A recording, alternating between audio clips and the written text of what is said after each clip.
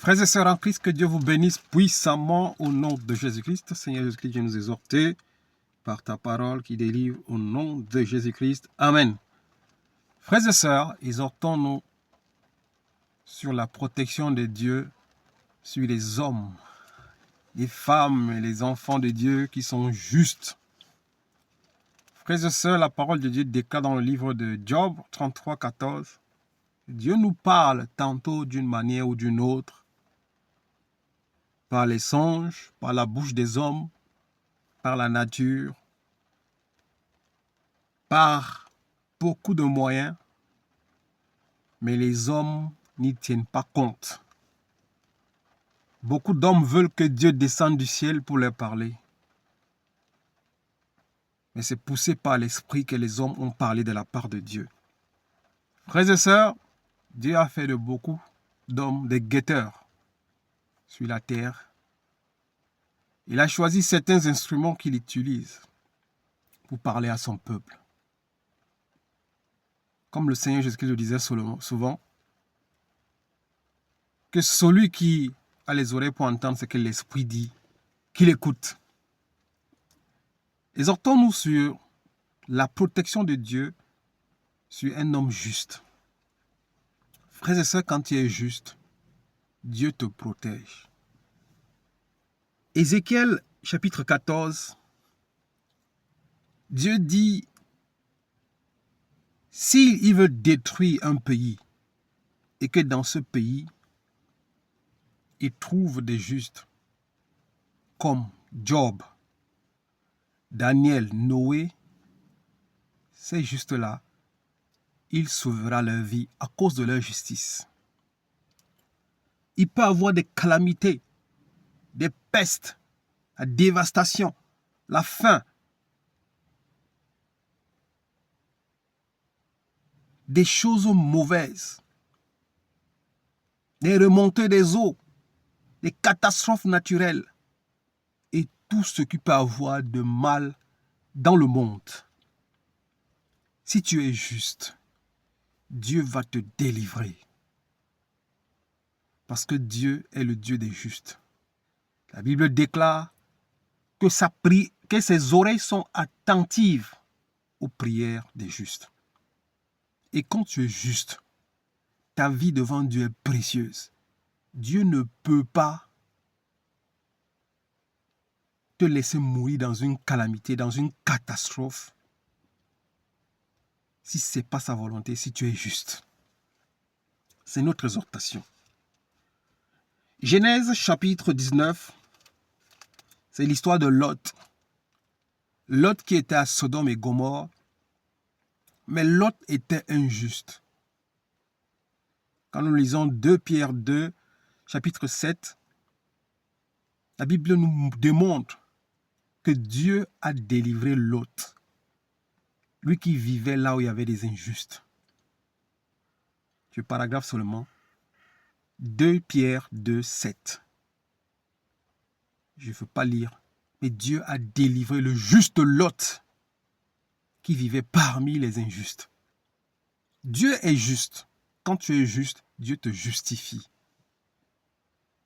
Alors ici, Dieu est passé par Abraham. Il a annoncé à Abraham qu'il allait détruire Sodome et Gomorrhe.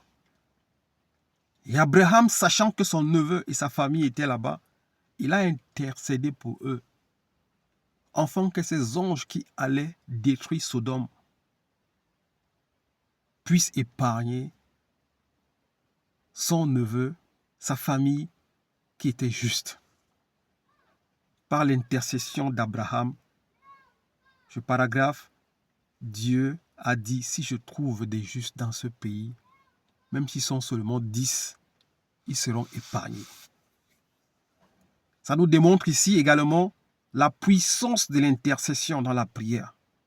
Ayons l'habitude d'intercéder pour nos frères, pour nos sœurs.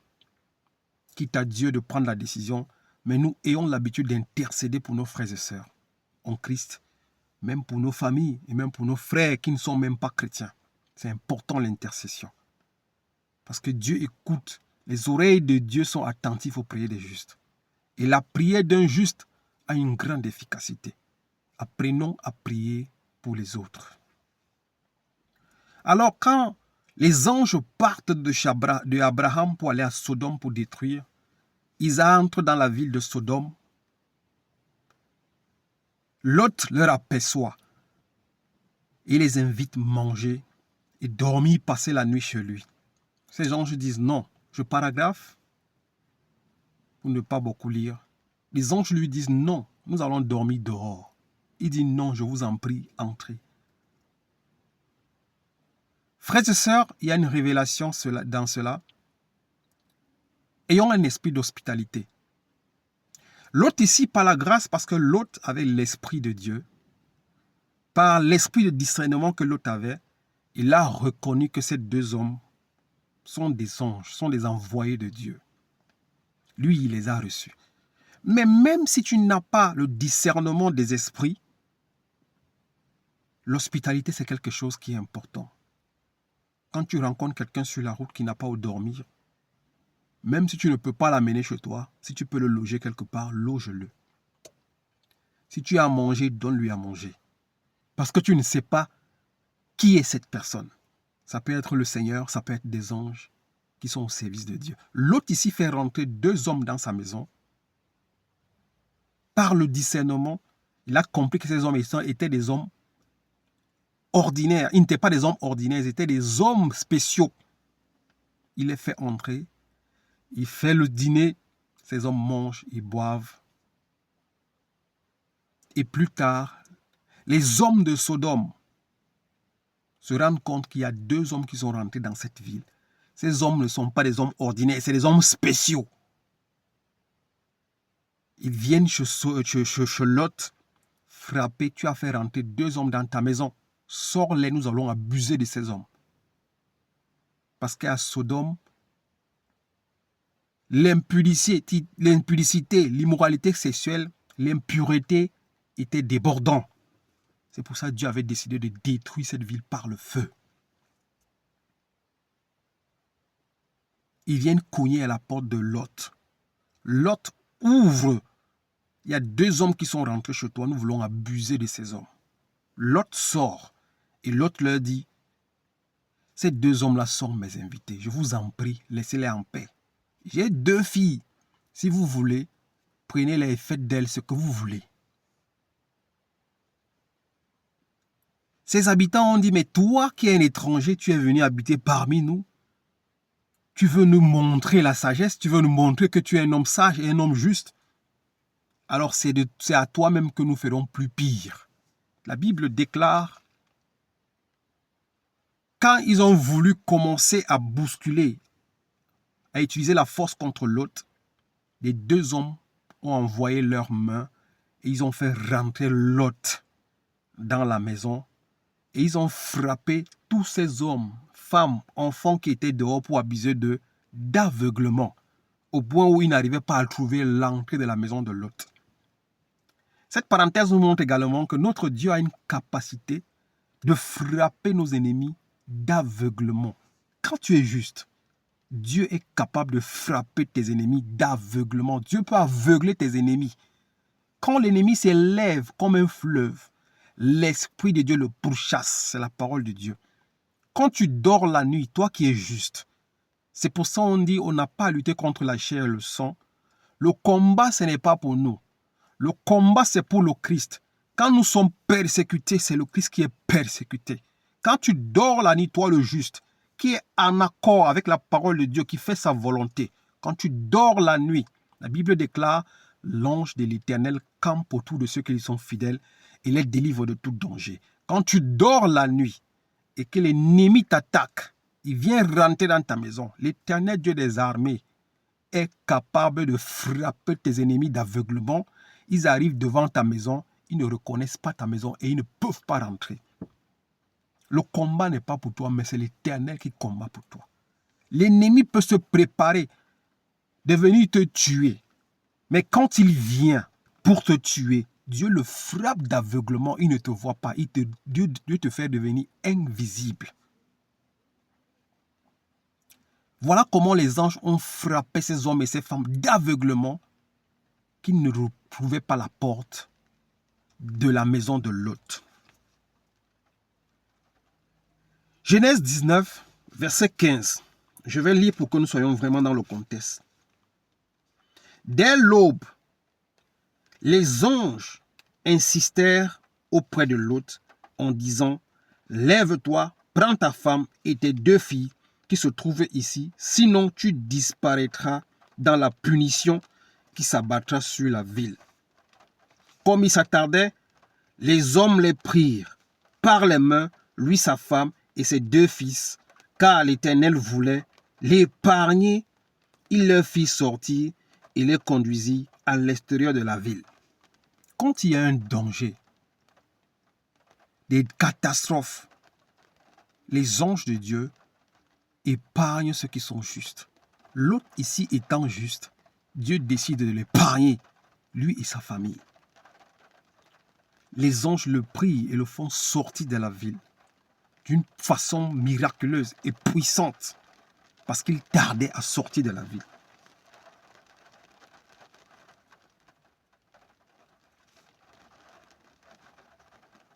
Au vent, on dit, regarde cette ville est assez proche pour que je m'y réfugie. Et elle est petite. Si seulement je pouvais m'y sauver, n'est-elle pas petite? Ainsi je resterai en vie. L'autre ici va aller se réfugier à Stoir. Il lui dit, je t'accorde encore cette faveur et je ne détruirai pas la ville dont tu parles. Dépêche-toi de t'y réfugier, car je ne peux rien faire jusqu'à ce que tu sois arrivé. Dieu ne peut rien faire dans une ville si il n'a pas mis ses enfants à l'abri. C'est pour cela que l'on a donné à cette ville le nom de Soar.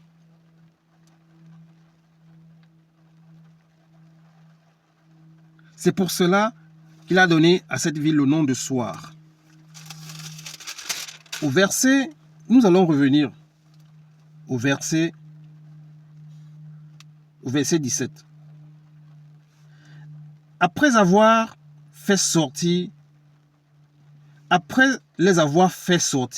l'un d'eux dit, échappe-toi pour sauver ta vie. Ne regarde pas derrière toi et ne t'arrête nulle part dans la plaine. Les anges vont permettre à Lot et sa famille de sortir et d'aller se réfugier dans la ville de Soar pour qu'ils soient en sécurité et que le feu ne puisse pas les atteindre. Voilà la protection que Dieu accorde quand tu es juste. À toi qui es juste. Mais ici, Lot avait eu une grâce que Dieu a également permis la protection à ses filles et à sa femme. Mais il y a une personne parmi eux qui ne sera pas sauvée, qui n'entrera pas dans la ville de Soar, qui ne sera pas mis à l'abri à la personne de sa femme. Au 17 ici, quand l'autre leur dit de le permettre encore d'aller se réfugier à Soar, les anges lui disent, on ne peut rien faire si tu n'es pas à l'abri. Vas-y. Mais au 17, l'un des anges lui donne un avertissement. Il dit, au 17, il dit, après les avoir fait sortir, l'un d'eux dit, échappe-toi pour sauver ta vie, ne regarde pas derrière toi et ne t'arrête nulle part dans la plaine. Réfugie-toi dans la montagne, sinon tu disparaîtras. L'un des anges dit, ne regarde pas derrière toi et ne t'arrête nulle part. Frères et sœurs, c'est le point de notre exhortation. Quand Dieu veut te délivrer du monde et des choses du monde, de l'amour du monde, ne regarde pas derrière. Fixez les yeux vers le royaume de Dieu. Il y a une catastrophe quelque part. Il y a le péché, l'iniquité qui est en train de surabonder quelque part. Dieu veut te sauver. Ne regarde pas tout ce que tu as amassé derrière toi. Ne regarde pas l'argent que tu as en banque. Ne regarde pas tes biens matériels. Lot était riche. Lot avait beaucoup de biens. La Bible nous dit cela. Lot était un homme riche. Mais ici, il fallait que Lot et sa famille sauvent leur vie. Un ange lui dit, sors d'ici avant que nous nous mettions le feu. Mais ne regarde pas derrière toi. Ce qu'on a demandé à Lot de sauver, c'est sa femme, ses enfants et toute personne qu'il a d'important dans cette ville. Lot est allé voir ses gendres. Ils ont pris cela comme la rigolade. Lot, les anges lui ont dit, prends ta femme et tes enfants parce qu'il tardait, sortez d'ici, nous allons brûler cette ville. Ne regarde pas derrière toi et ne t'arrête nulle part. Cette parabole est très profonde. Dieu veut te délivrer du monde. Ne t'attarde pas sur les richesses que tu as amassées. Ne t'attarde pas sur les biens que tu as. Ne t'attarde pas sur ton passé. Ne t'attarde pas sur ton avenir. Suis la direction que Dieu te donne. Sors de Sodome et de Gomorrhe. Sors du péché. Sors de l'impudicité. Sors du vol. Sors seulement. Ne regarde pas derrière. C'est ce que cette parabole nous dit. Nous allons voir ici que dans la famille de Lot, il y a quelqu'une qui était attachée aux biens qu'ils avaient à Sodome et Gomorrhe. Lot, qui était riche, son cœur n'était pas dans ces choses. Il n'a pas regardé en arrière. Il ne s'est pas arrêté nulle part. Ou pour penser à tous mes biens. Oh, comment je vais faire avec tous mes biens? Lot s'est mis à fuir pour sauver sa vie et la vie de ses enfants. Mais sa femme qui avait le cœur dans les choses du monde, les biens qu'ils avaient, va rester à Sodome. Si nous montons au verset 26, frères et sœurs, la Bible nous dit au 26,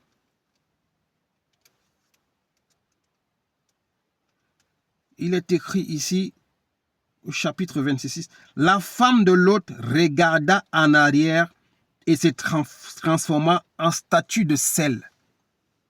L'un des anges a dit à Lot, ne regarde pas en arrière.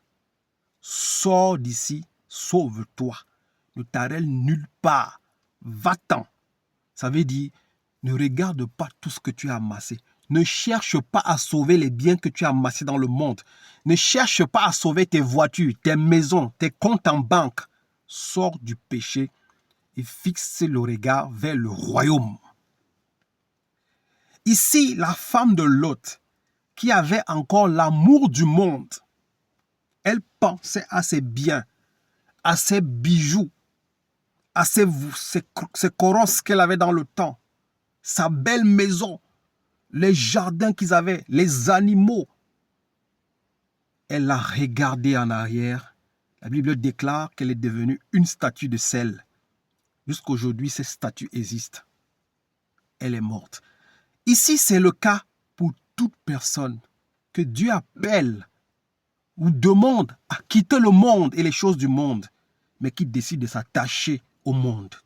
Cette personne va mourir spirituellement et physiquement comme la femme de Lot. Frères et sœurs, Dieu nous appelle à quitter le monde et les choses du monde. Dieu nous appelle à ne pas mettre nos cœurs dans les choses du monde, car celui qui aime le monde et les choses du monde va mourir.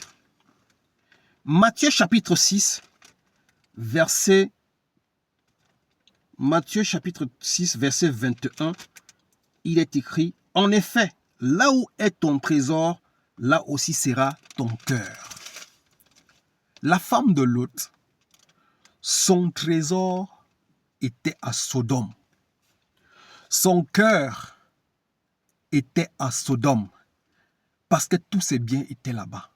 Étant à corps charnel, elle n'arrivait pas à partir sans regarder en arrière. Mais Lot, comme Lot avait le regard fixé vers l'Éternel Dieu, vers le royaume, Lot et ses filles sont sortis de la ville. Lot n'a pas regardé en arrière, il est parti. Mais comme sa femme avait l'amour du monde, son cœur était attaché aux choses du monde, elle est restée regarder en arrière et elle est devenue une statue de sel. 1 Jean, chapitre 2, frères et sœurs. 1 Jean, chapitre 2, verset 15 nous dit, 1 Jean, chapitre 2, verset 15 nous dit, frères et sœurs, je lis pour la gloire de Dieu. N'aimez pas le monde, ni ce qui est dans le monde. Si quelqu'un aime le monde, l'amour du Père n'est pas en lui. Quand tu aimes le monde et les choses qui sont dans le monde, quand Dieu te demande de les quitter, tu ne peux pas les quitter parce que là où est ton trésor, là sera ton cœur. Mais celui qui a son trésor dans le ciel, son cœur n'est pas dans les choses de la terre. Quand Dieu lui demande de partir, il part et il laisse tout. Parce qu'il suit la voie du Maître. En effet, tout ce qui est dans le monde, la convoitise qui est dans l'homme, la convoitise des yeux et de l'orgueil, dû aux richesses, vient non du Père, mais du monde. C'est pour cela la femme de Lot, elle avait la convoitise du cœur et des yeux. Quand elle regardait ses biens, elle avait le regret, elle avait mal de quitter ses biens. Mais Lot, qui avait le regard fixé vers l'Éternel, a sauvé sa vie. Frères et sœurs, Dieu nous appelle à quitter le monde. Quand on te dit quitte le monde, ça veut dire quoi? On ne te demande pas de partir de cette terre pour aller sur Mars ou aller au ciel. Mais on te demande d'enlever ton cœur dans les choses du monde. Que ton cœur ne soit pas dans les richesses du monde. Que ton cœur ne soit pas dans les choses du monde. Que ton cœur, ta priorité ne soit pas dans les choses de ce monde. Ne sois pas comme la femme de Lot, qui était attachée à ses biens et qui ne voulait pas se séparer de ses biens jusqu'au point où elle soit morte. Sois comme Lot qui sauve sa vie, qui regarde à l'éternité et qui est prêt à partir. Luc chapitre 9 pour finir. Luc chapitre 9, verset 62. Il est écrit, je lis pour la gloire de Dieu. Jésus lui répondit, celui qui met la main à la charrure. Je peux lire même le 61. Un autre dit, je te suivrai Seigneur, mais permets-moi d'abord d'aller faire mes adieux à ceux de ma maison. Il n'y a même pas le temps pour toi de faire les adieux à tes amis, à ta famille, aux gens autour de toi. Ta priorité, c'est d'écouter la voix du Maître. Ta priorité, c'est de regarder vers le ciel. Ta priorité, c'est de faire la volonté de Dieu et non de plaire aux hommes autour de toi. Il dit au 62, Jésus lui répondit, celui qui met la main à la charrue et regarde en arrière, le même mot en arrière. L'ange dit à Lot, sortez d'ici, ne regarde pas en arrière et ne t'arrête nulle part. Sa femme, en sortant, elle regarde en arrière, elle devient une statue de sel. Et Jésus dit ici, ne regarde celui qui met la main à la charrue et regarde en arrière n'est pas digne du royaume. Mon frère, ma soeur, ne regarde pas en arrière. Fixe les yeux vers Jésus. Cours pour atteindre le but. Garde le dépôt jusqu'à la venue du Christ. Que Dieu vous bénisse au nom de Jésus-Christ. Amen.